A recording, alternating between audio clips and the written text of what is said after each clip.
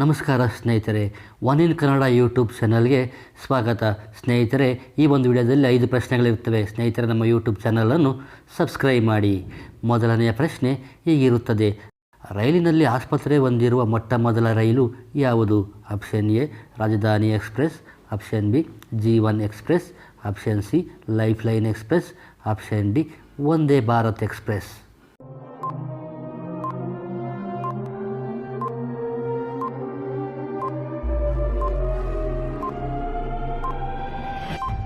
ಈ ಒಂದು ಪ್ರಶ್ನೆಗೆ ಸರಿಯಾದ ಉತ್ತರ ಲೈಫ್ ಲೈನ್ ಎಕ್ಸ್ಪ್ರೆಸ್.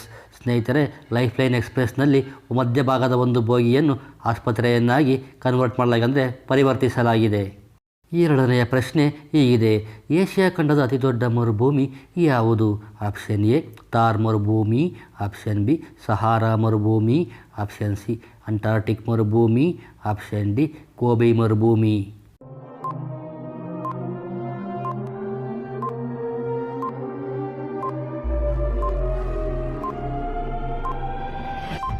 ಈ ಒಂದು ಪ್ರಶ್ನೆಗೆ ಸರಿಯಾದ ಉತ್ತರ ಗೋಬಿ ಮರುಭೂಮಿ. ಸ್ನೇಹಿತರೆ, ಏಷ್ಯಾ ಖಂಡದ ಅತ್ಯಂತ ದೊಡ್ಡ ಮರುಭೂಮಿ ಅದು ಗೋಧಿ ಮರುಭೂಮಿ. ಮೂರನೆಯ ಪ್ರಶ್ನೆ ಹೀಗಿದೆ: ಟೂತ್ಪೇಸ್ಟ್ನಲ್ಲಿರುವ ಅಪಾಯಕಾರಿ ರಾಸಾಯನಿಕ ವಸ್ತು ಯಾವುದು? Option A sodium chloride, option B sodium fluoride, option C sodium saccharin, option D sodium carbonate.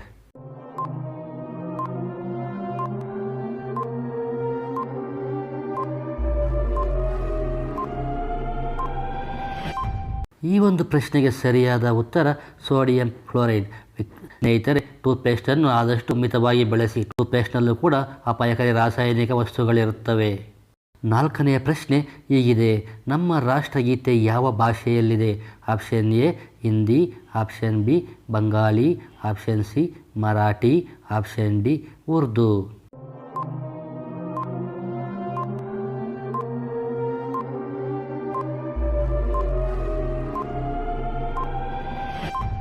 ಈ ಒಂದು ಪ್ರಶ್ನೆಗೆ ಸರಿಯಾದ ಉತ್ತರ ಬಂಗಾಳಿ.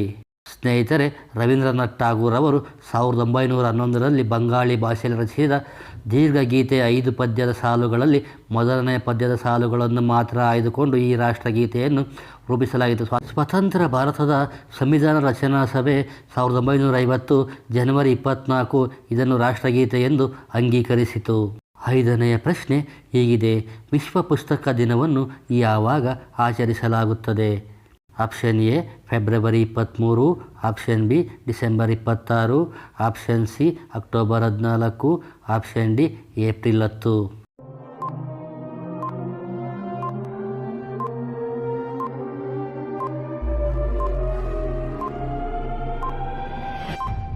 ಈ ಒಂದು ಪ್ರಶ್ನೆಗೆ ಸರಿಯಾದ ಉತ್ತರ ಏಪ್ರಿಲ್ 23.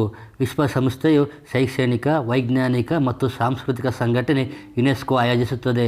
ಮೊದಲ ಬಾರಿಗೆ ವಿಶ್ವ ಪುಸ್ತಕ ದಿನವನ್ನಾಗಿ ಏಪ್ರಿಲ್ 23, 1995ರಂದು ಆಚರಿಸಲಾಯಿತು. ಫ್ರೆಂಡ್ಸ್, ಇದೇ ರೀತಿ ಒಂದು ಕ್ವಿಜ್ ವಿಡಿಯೋಗಳಿಗೆ ನಮ್ಮ ಚಾನಲನ್ನು ಸಬ್ಸ್ಕ್ರೈಬ್ ಮಾಡಿ ಹಾಗೂ ವಿಡಿಯೋವನ್ನು ಲೈಕ್ ಮಾಡಿ. ಮುಂದಿನ ವಿಡಿಯೋದಲ್ಲಿ ಮತ್ತೆ ಭೇಟಿಯಾಗೋಣ. ತುಂಬ ಹೃದಯದ ಧನ್ಯವಾದಗಳು ಸ್ನೇಹಿತರೆ.